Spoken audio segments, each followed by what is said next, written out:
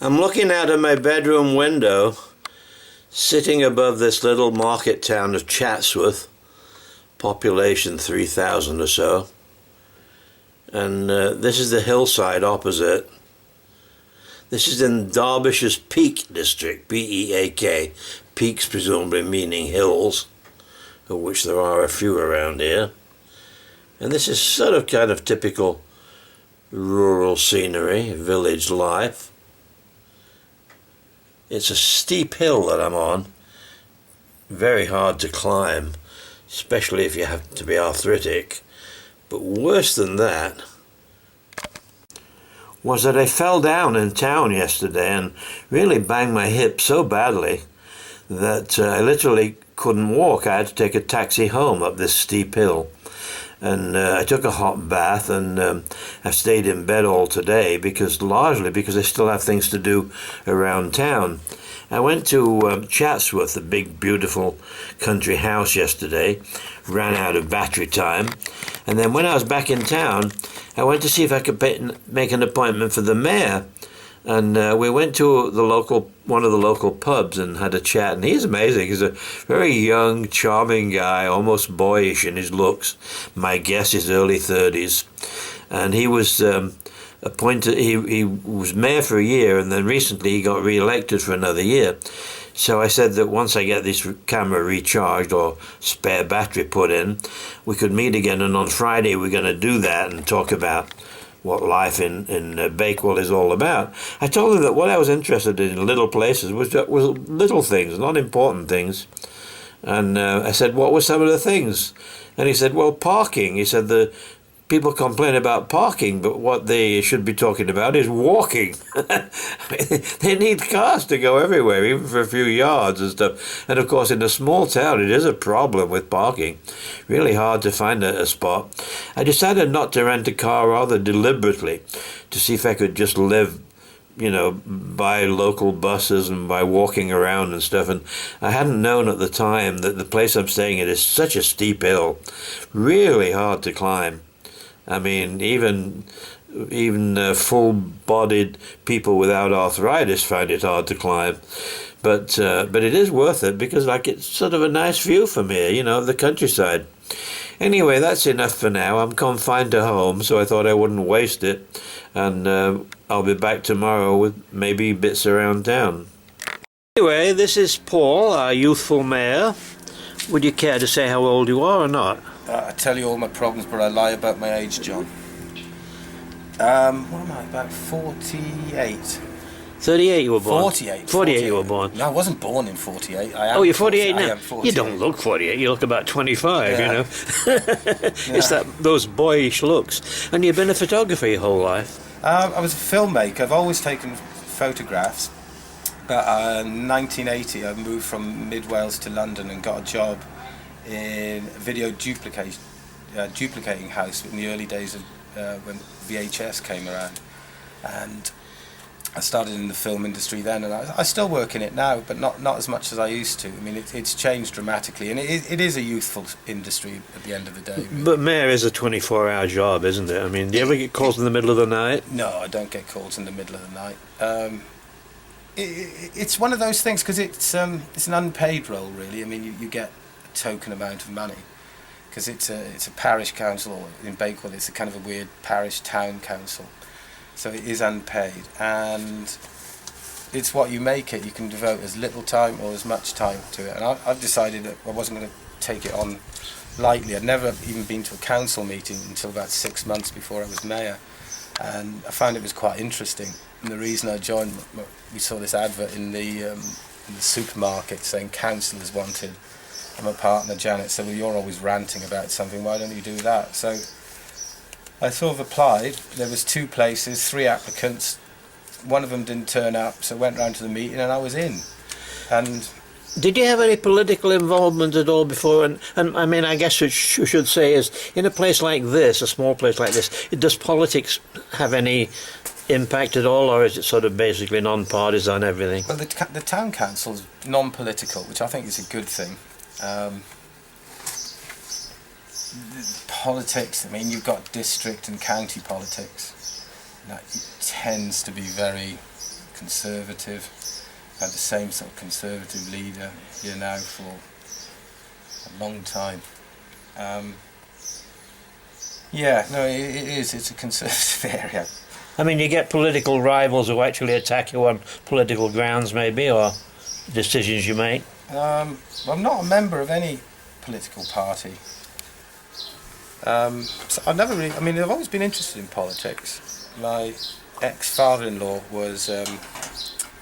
He was ambassador for Mauritius in London, and he was deputy prime minister of Mauritius. He was one of the founder members of the state there, and he was a good man. My favourite politicians have always been socialists, really, and it's something that's sort of changing, and it's very difficult to see the difference. Now, most of them are sort of self-seekers. No, there's not. You know, you had your heroes as politicians when you were a child, and now, I don't know. There's no heroes left. I don't think in politics at all. There's nobody you can really respect. One of the interesting things I've found that, and this isn't all the way through the board. Diplomacy is obviously the most important part, and a lot of people aren't as bright as you thought they should be. I don't know if you've ever come. I mean, I was always led to believe that, you know, when you councillors and you know, you sort of people, you know, when you're a young kid, or these are people, the upstanding citizens of society, and you should really respect them. Yeah. But I always thought people should earn your respect in a way, and I've been quite disappointed by it. I would imagine that in England, though, there would be more respect for authority, if authority could be the word we use. But, I mean, more respect for somebody who's mayor. They wouldn't be deliberately insulting, as they are so often in the States. I mean, they're better mannered, are the English in general, you know? Or it seems to me that. Yeah. I think it's yeah, they are sort of well-mannered. It's a seething well-manneredness almost, though. I see, yeah, yes. Well, do you... You know, like, I do it all the time. Somebody treads on my foot and I say sorry. Yeah. For putting my foot underneath yours. Yeah, right. I don't know, I mean, it's just... I don't know, manners maketh man. I think it's always nice to have good manners. Does anybody ever really rant and rave at you? Unlike the woman on the phone who was just talkative. Yeah, nobody rants and raves. People not in this area, no. People treat you in a well-mannered way and so on. No, I'm probably the biggest ranter and raver. Yeah. I mean, they do it differently, John. They do it behind your back, not to your face. Right. Well, some of your problems, I mean, you talked about parking. I thought your quote was good the other day, saying the problem isn't the parking, it's the non-walking, basically, is what you said. Oh, no, I believe that. What are some of the other, I mean, in a place like this, you're bound to have parking problems. It attracts tourists and the streets are narrow, so, you know. So, but what else are the things that are constantly coming up that you have to deal with? Parking. Location. The big one there's another big one, and it's something that really bugs me as well, is A-board proliferation and advertising hoardings. Advertising? Hoardings, yeah, which is like, it's a bit... You mean public billboards and stuff like that? Yeah, people just, now, at one time to have a banner, it was very expensive. Yeah. Now you can just go on the internet and £30, you've got yourself a big banner like that, and they're ugly. Before people had to have them designed properly. Yeah. There's a lot more thought goes into them, but now people are just spending about 5 minutes and getting a banner made, and they just drape them along like that, side of a building. And if you see Bakewell on a weekend by the town hall there must be about 7 banners all saying about the same thing. Right. One thing. But do you have the rights as mayor to order them down or anything? Well, it's a district council matter, and like there are sort of guidelines in place for that, but if you don't adhere to them, nothing happens, because what they'll take you to court, and then they just can't afford it, or they don't have the initiative to do it. I do think that the A-board situation as well, like people, especially at the moment in the economic climate, they think they have to promote their thing, so you're dodging in between them, and it's almost like, I think it's saturation point that you have so many of these now that you can't do it. At one time, your A-board was your shop window. Now they want the shop window, and they're placing boards all down the pavement, and you wandering around them. And and big problem. Some people actually have A-boards which are really nice and add, in keeping with the style of the shop, and they look attractive. And other people just have the ones from the multiples, like walls, or just glossy things that you see everywhere. And they're very distracting. I think they're really ugly. But the problem you've got is there is no law for aesthetic. Well, authorities in small places are very circumscribed, aren't they? I mean, for example, I told you about in Carver, the guy wanted to build a house next to the cricket pitch. The local council denied him the permission. The county said, no, he can build what the hell he wants, Yeah. So there's a lot of that sort of thing in small places. I guess you have to learn that you can only do so much. And it's not just small places, I think it's a proliferation everywhere. But we're trying at the moment, there's a new initiative by the National Park. They've set out a set of guidelines which we're hoping everybody will adhere to. Because after a while, it just proliferates. Somebody said, well, he's got one, and then they get one, and then he's got two, well, I get two. And it's like some... it's like the nuclear build-up almost, like with that. Yeah. And it just ceases to be effective. And, right. I mean, I don't know, I think the big selling point, you have to look upon the town as a whole, where, you don't want to see A-boards. I think we should look different too. We're not the high street, but even though we have so many shops here, and I think people will buy into the fact that we don't have them, that we are different, and I think it's very sort of short-term and panic almost to stick advertising. You had said that I now I've forgotten what the hell it was. Oh yeah. We're talking about changing viewpoints, and you said that you'd been accused of being very fluid, and I said, well, that's ridiculous. I mean, that would be the ideal, to be very fluid. So, what would be your reaction to that kind of accusation? I suppose okay. But I suppose recently, they've got Costa Coffee here. Oh, what happened with Costa Coffee? Well, there was this national news story here where Costa Coffee wanted to come into Bakewell, and we've got 24 coffee shops. That's the same everywhere. So what happens over and over again. There was a petition signed against it, and 10,000 people signed this petition. Right. Population of 4, because it had stopped down in there's a place in Cornwall where they'd stopped Costa Coffee coming, and I was against it. But I was on the council, so we couldn't. We'd formed our policy, what it was. And you were against them coming in. Yeah, right. On a personal level. Exactly right. And anyway, they've come in.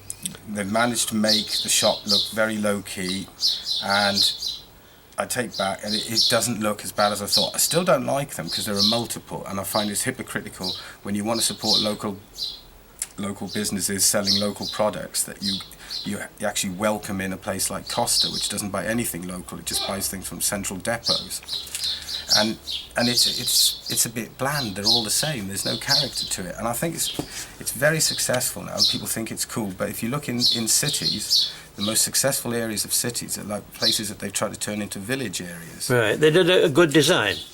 It's not a bad design, but so that was. But they didn't contravene any local laws, customs, or anything like that. Well, you could have made it more difficult for them because there are ways around it because it is in a conservation area, and they were talking about extra signage. There's issues with parking outside it, and it's a generic brand. And, like the idea of encouraging people to bake up because we've got a Costa Coffee, I always thought slightly bizarre. Really, would you go somewhere if you had a Costa Coffee? It'd give you more of an incentive, right? Would it? Well, if you were visiting a place and it was just like, oh, they've got Costa Coffee, let's go there, Yes, except with us it would be the other one, the Starbucks. Yeah, Starbucks. But it doesn't entice you into a town because they've got one, does it?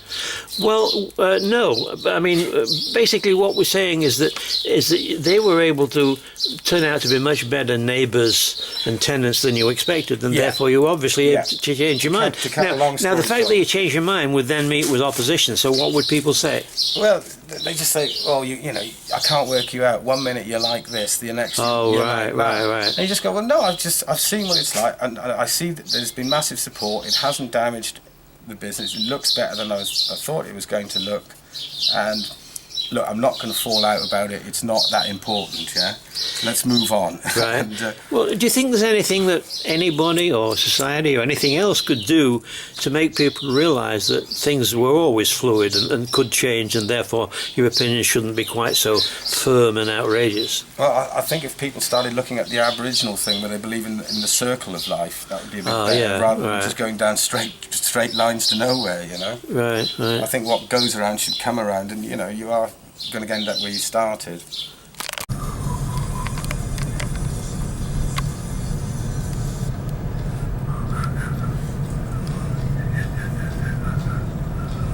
On the way to the cattle market.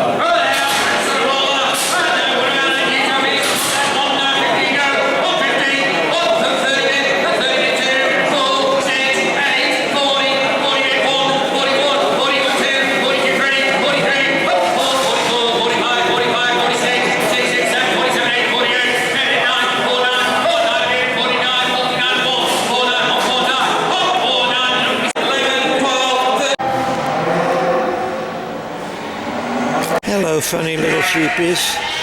I guess it's not your lucky day if you're here to be sold.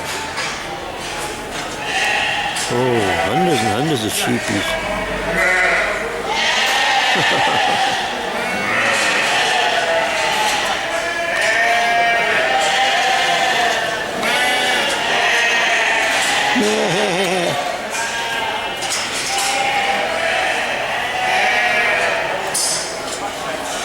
Oh, poor old thing. Just all sat penned in, waiting in line.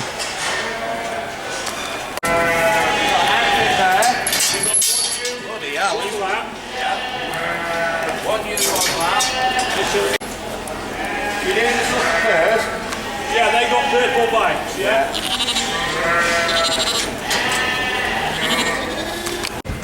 Peering out from inside his truck.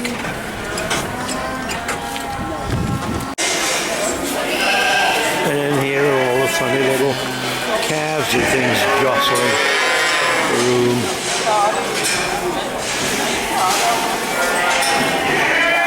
Moo.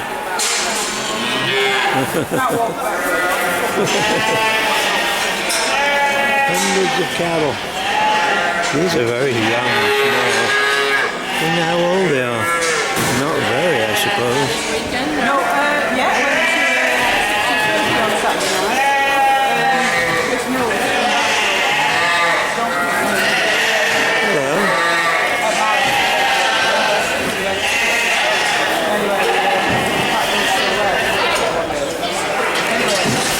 And over there are all the sheep again. Here are some new entrants just being unloaded. They just come off a truck and they're not quite sure what they're supposed to do, but they're gradually coming into this little straw-filled place. This one discourages me. I think this one's a bit nervous about my presence.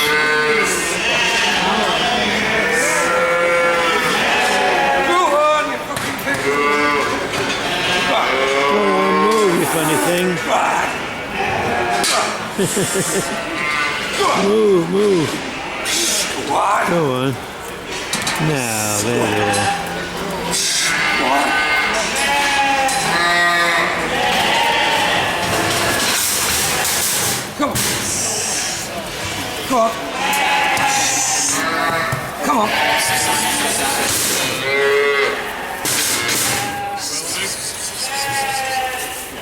one.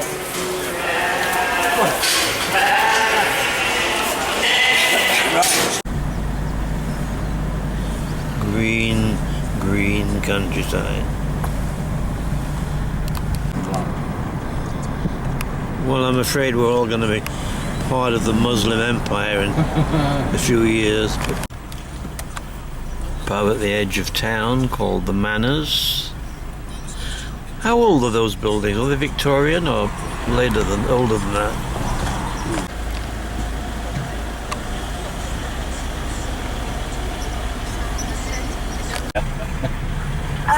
Where are you next free? Right. Is it from your grave? No, The Rutland Arms Hotel back road to your grave. at the end. From where, sorry? On the left. From, the back road to your That's grave. sort of the centre of town. Yeah, whereabouts on there? Basically, I'm actually walking towards your grave as we speak. Hey, Right. where the... And around the side of the hotel, It's the hill I have to climb to go home every day. It's quite steep. Okay, no worries. Alright, sorry. Thanks It for has phoning. a major Bye. church on it. For where you park, yeah.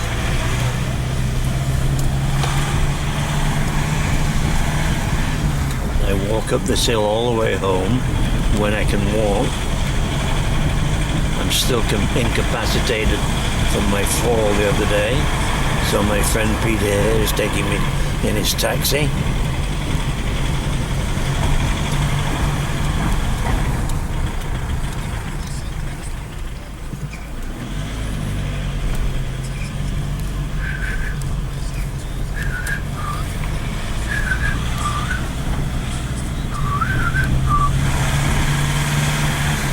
Uh-oh.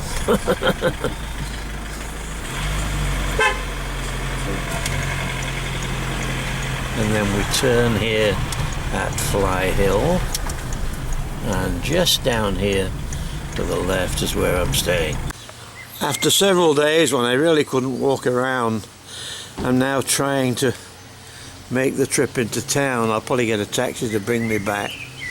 But when I reach the church on the way to town, I'm roughly halfway. There's still all this hill to go down into town.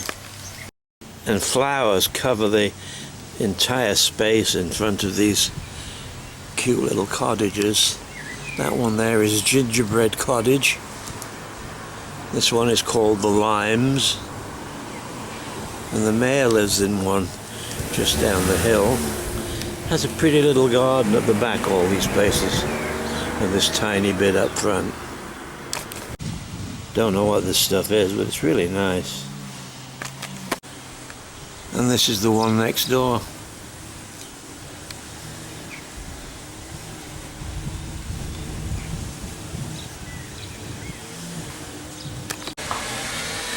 Once I have got most of the way down the hill, there's Little Church Alley, it's called. Right there,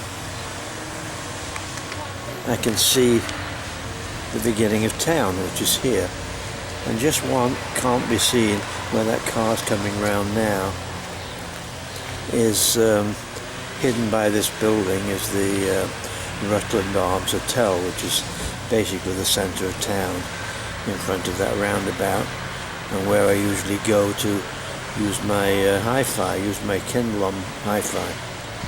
Wi-Fi rather. This is the little back alley behind these cottages. The mayor lives in one about 20 yards from where I am now, across the street from that.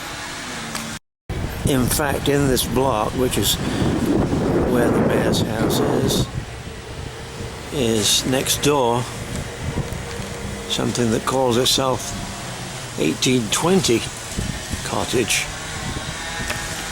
Well, this cottage, which is in the window of a real estate office, is very similar to what we've been looking at, and they're quoting a price of about £160,000, that is, so that would be $300,000 basically. So that's what these century-and-a-half-old cottages cost. You can go to something really ritzy that's in the midst of nowhere. That's called the Mullions, a big house. And what are they asking for that? £975,000. Add 50 or 60%, make it dollars. Well, here I am, right at the beginning of Bakewell. The Rutland Arms Hotel is the best place in town and kind of a central base for a lot of people. And the roundabout in front of it, where the traffic comes in, it's nearly always busy. And traffic comes in, because this is on the main route from Sheffield to Manchester in a sense, two big cities, and all the Derbyshire countryside, lots of little tiny towns and villages. It's a pleasant town. Nice little deli across the street on the corner of the Bakewell News, which is where I bought my newspapers every day. So sitting in front of the Rutland Hotel, in front of the roundabout here at the beginning of town, you can either go up there or up this main street here, which is also the road to Matlock and Derby and Haddon Hall. Haddon Hall is that fabulous place where they filmed Pride and Prejudice and several other of those novels of that era.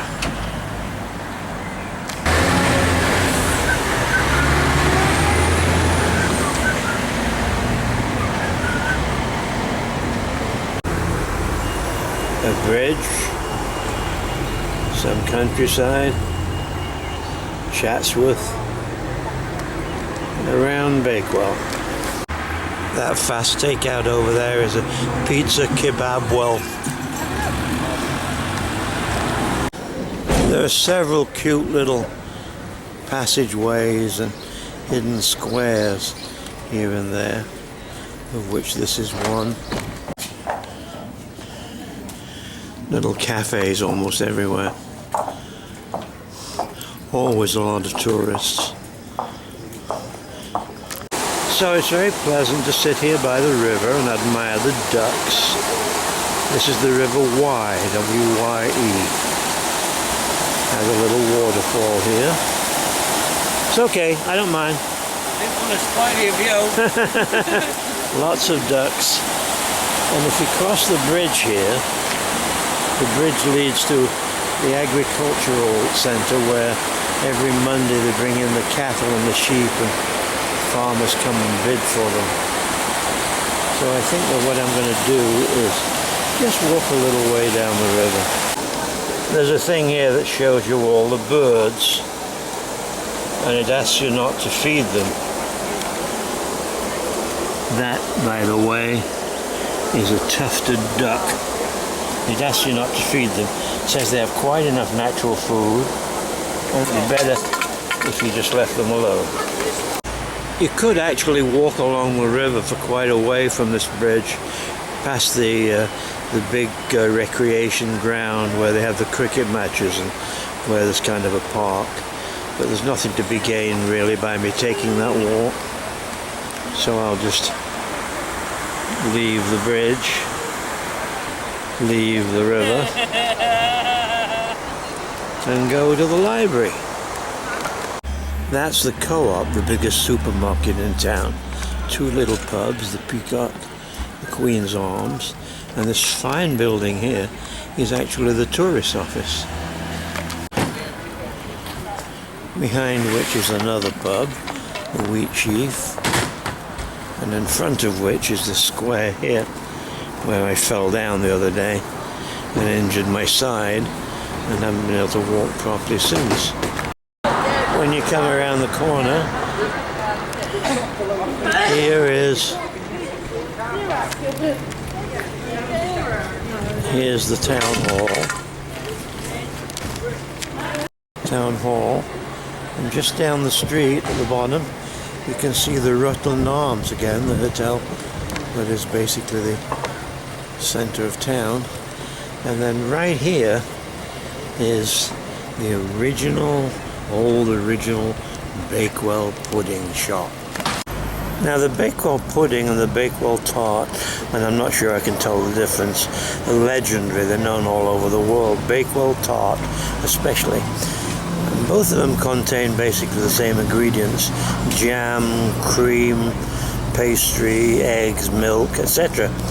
It's how they're put together that matters, and the legend is that the cook at the Hotel, the Rutland Arms, back in the 1850s, got called out to do something and had her assistant finish off the pudding she was making. Unfortunately, the assistant, it said, didn't mix in the ingredients with the pastry, and therefore the thing came out the way it shouldn't.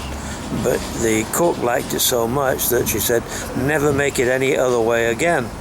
So this is supposedly this Mrs. Anne Greaves in 1854, and it's legendary around town, theoretically, that that's where the Bakewell pudding originated. However, if you do research in the library, there are suggestions that this particular concoction turned up 20 years ago, made by somebody else. So it's one of those legends, like whether or not Jane Austen sat in the Rutland Arms and revised Pride and Prejudice. Whether it's true or not is actually unknown, but the legend is sort of important.